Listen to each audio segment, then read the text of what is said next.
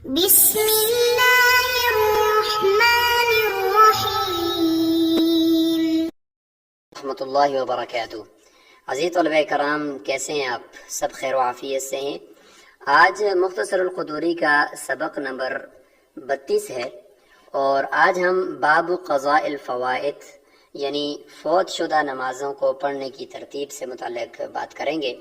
جس میں صاحب ترتیب شخص کون ہوتا ہے، اس کی تشریح اور اس کے بارے میں احکامات اور اس سے متعلق کچھ شرائط ہیں کہ صاحب ترتیب کب بنتا ہے اور اس کی صاحب ترتیبی کب تک برقرار رہتی ہے، اور کن وجوہ کی وجہ سے وہ صاحب ترتیب پھر نہیں رہتا اور اس کی وہ ترتیب ساقط ہو جاتی ہے۔ تو انشاءاللہ اس سے متعلق بھی انشاءاللہ ہم تفصیل سے گفتگو کریں گے۔ تو چلتے ہیں، سب سے پہلے ہم عبارت پڑھیں گے اور انشاءاللہ عبارت کے ضمن میں یہ ساری باتیں ہوں گی۔ باب قضاء الفوائد: ومن فاتته صلاة قضاها إذا ذكرها وقدمها على صلاة الوقت إلا أن يخاف فوت صلاة الوقت فيقدم صلاة الوقت على الفائتة ثم يقضيها، ومن فاتته صلوات رتبها في القضاء كما وجبت في الأصل إلا أن تزيد الفوائد على 5 صلوات فيسقط الترتيب فيها۔ تو یہاں تک یہ باب ہے، اب اس کی تشریح کرتے ہیں۔ عزیز طلبہ کرام، جیسا کہ آپ حضرات نے دیکھا کہ اس سے پہلے ادا نمازیں جو وقت کے اندر اندر پڑھی جائیں اور جب ان کا وقت داخل ہو تو وقت نکلنے سے پہلے ان کو ادا کر دیا جائے، تو ان نمازوں کا بیان تھا۔ اب باب قضاء الفوائد کے اندر ان نمازوں کا بیان شروع ہو رہا ہے جو وقت نکلنے کے بعد پڑھی جائیں، اور وقت نکل جائے اور انسان سویا ہوا ہو یا غفلت میں ہو تو جس کی وجہ سے اس سے وہ نماز رہ جائے۔ اس لیے فوائد کہا ہے، ترک نہیں کہا، کیونکہ کسی مومن کی شان شان نہیں ہے کہ وہ نماز کو ترک کر دے، البتہ غفلت کی وجہ سے یا سو جانے کی وجہ سے یا کسی مشکل میں پھنس جانے کی وجہ سے اس سے وہ نماز فوت ہو جاتی ہے، رہ جاتی ہے اور اس کا وقت نکل جاتا ہے۔ تو اس لیے باب قضاء الفوائد لایا ہے کہ اگر وہ نماز رہ جائے تو دیکھیں وہ کتنی نمازیں ہیں، 1 ہے، 2 ہیں، 3 ہیں، تو ان کو پھر کس ترتیب سے پڑھنا ہے اور ان کے پڑھنے کی کیا ترتیب ہوگی۔ تو اس حوالے سے یاد رکھیں کہ یہاں پہ ایک شخص ہوتا ہے صاحب ترتیب۔ صاحب ترتیب اس شخص کو کہتے ہیں کہ جس کی بالغ ہونے کے بعد کوئی بھی نماز قضا نہ ہوئی ہو۔ اگر اس میں کوئی نماز قضا ہو گئی ہو تو اس نے فوراً اس کو ادا کر دیا ہو، یعنی فوراً اس کو دوسرے وقت کے اندر اس کو ادا کر دیا ہو، تو اس کو کہتے ہیں صاحب ترتیب۔ تو صاحب ترتیب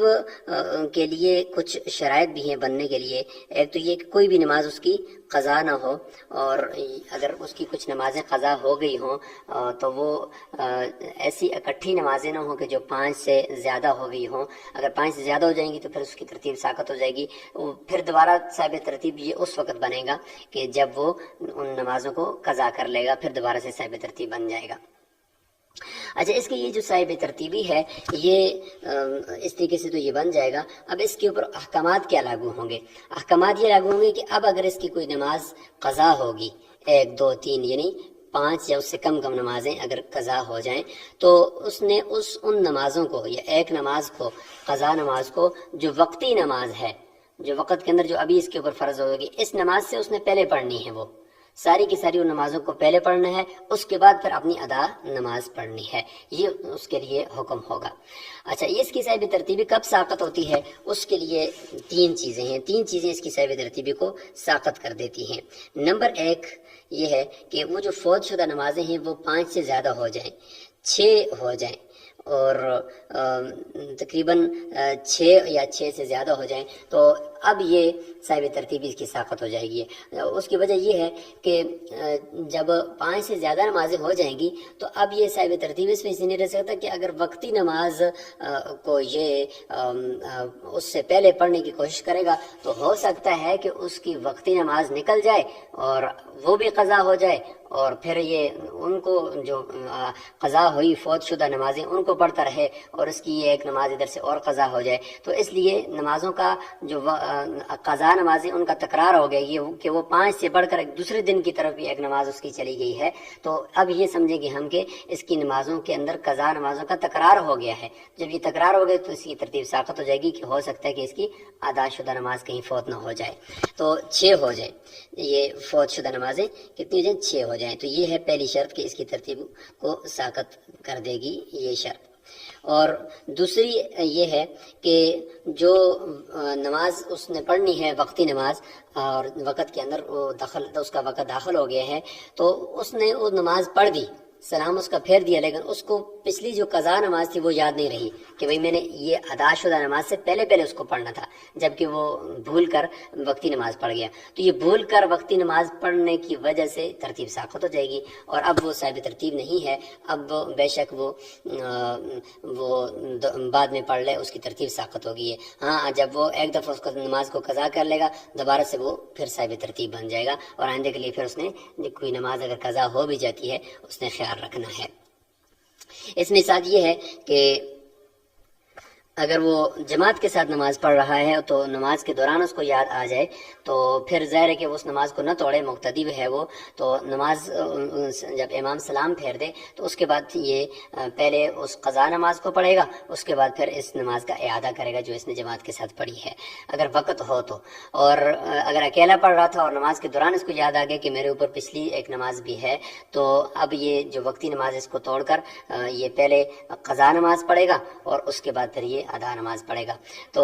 یہ ہے دوسری چیز، اگر وہ بھول گیا اور نماز مکمل کر لی ہے وقتی تو پھر اس سے صاحب ترتیبی اس کی ساقط ہو جائے گی۔ اور تیسری شرط یہ ہے کہ وقت یعنی اتنا تنگ ہو کہ اگر وہ ادا نماز ہے تو ادا نماز کو اگر وہ پڑھے گا تو اس کو ادا کرے گا تو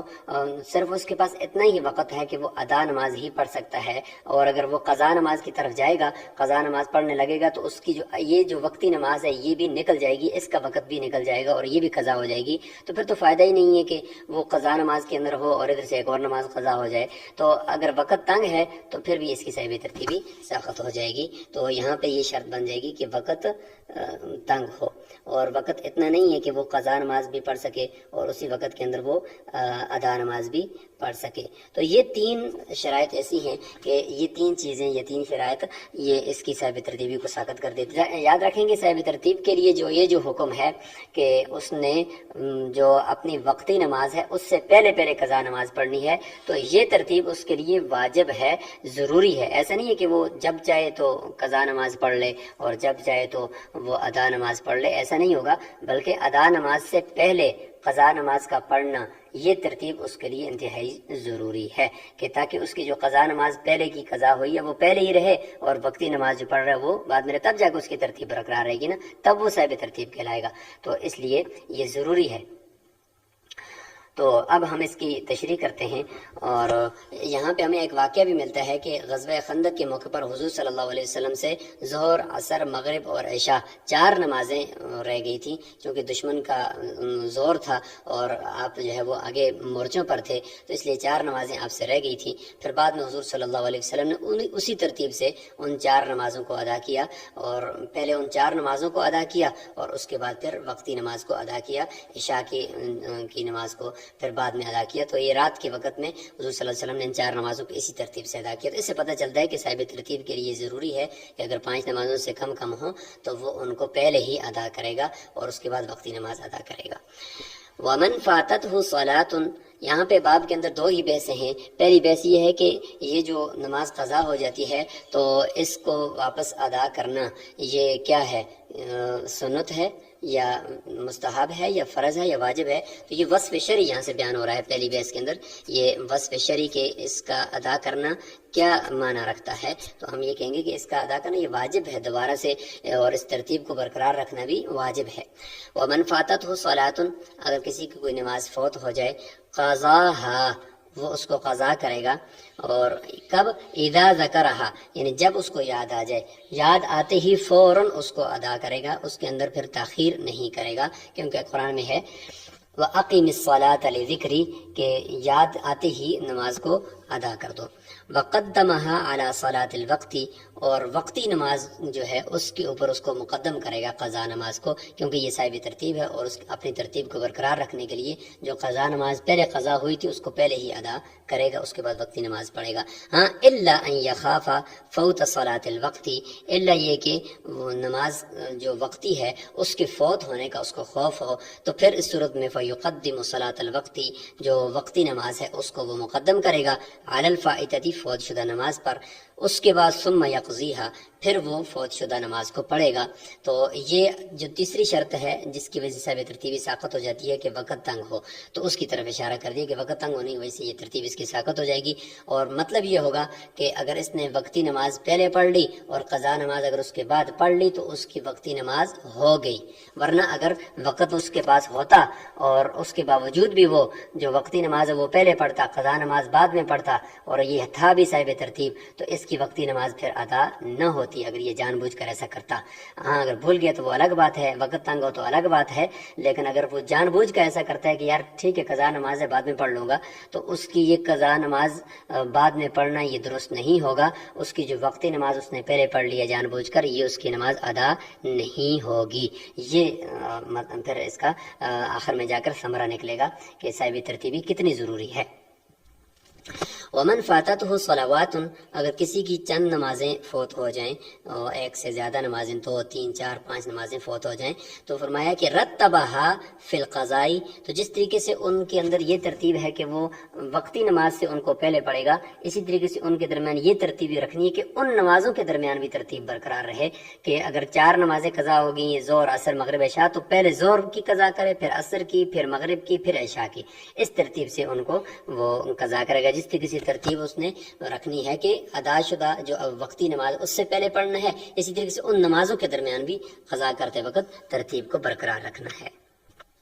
کما وجبت، جس طریقے سے فی الاصل، اصل کے اندر اس کے اوپر واجب ہوئی تھی کہ پہلے ظہر واجب ہوئی تھی، پھر عصر، پھر مغرب، پھر عشاء، اور وہ اس سے رہ گئی، تو اب ترتیب کے ساتھ ان کو ادا جب قضا کرے گا تو اسی ترتیب سے کرے گا۔ ہاں الا یہ کہ ان تزید الفوائد علی 5 صلوات، کہ جو فوت شدہ نمازیں ہیں وہ 5 سے زیادہ ہو جائیں، 5 سے اوپر ہو جائیں، تو پھر فرمایا کہ فیسقط الترتیب فیہا، پھر ان نمازوں کے درمیان بھی اس کی ترتیب ساقط ہو جائے گی۔ پھر یہ ضروری نہیں ہے اس کے لیے کہ وہ پہلے ظہر پڑھے، پھر عصر پڑھے، پھر مغرب پڑھے، بلکہ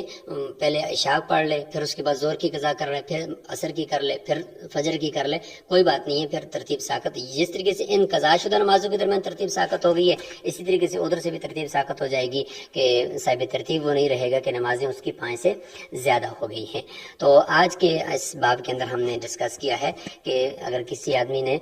کی نمازیں اس سے پہلے قضا نہیں ہوئی تھی تو وہ صاحب ترتیب ہے۔ اب اگر اس کی کوئی نماز رہ گئی ہے تو وہ اپنی ادا شدہ نماز سے پہلے اس کو پڑھے گا، اور اگر وہ ادا شدہ نماز پہلے پڑھتا ہے جان بوجھ کر تو اس کی وہ ادا شدہ نماز نہیں ہوگی جب تک کہ وہ قضا نماز پہلے نہ پڑھ لے۔ ہاں اگر بھول جائے، وقت تنگ ہو، یا یہ کہ نمازیں زیادہ ہوں، 6 ہوں یا 6 سے زیادہ نمازیں ہو جائیں، تو ان صورتوں میں پھر اس کی ترتیب ساقط ہو جائے گی۔ ان صورتوں میں اگر وہ وقتی نماز کو پہلے پڑھ لیتا ہے تو اس کی وقتی نماز ادا شمار ہوگی، بعد میں پھر وہ قضا نماز کو پڑھ سکتا ہے، اس کی ترتیب ساقط ہو جائے گی۔ تو یہ آج کے باب کا خلاصہ ہے، اور آپ کوشش کریں کہ اگر آپ کی کوئی نمازیں اس سے پہلے قضا ہیں تو ان کو اندازہ لگا لیں کہ میری کتنی نمازیں قضا ہوں گی، اور پھر ان کو ترتیب کے ساتھ یا بغیر ترتیب کے ہر نماز کے ساتھ ایک ایک نماز کے فرائض اور عشاء کے ساتھ ساتھ وتر بھی وہ قضا کرتے جائیں، اور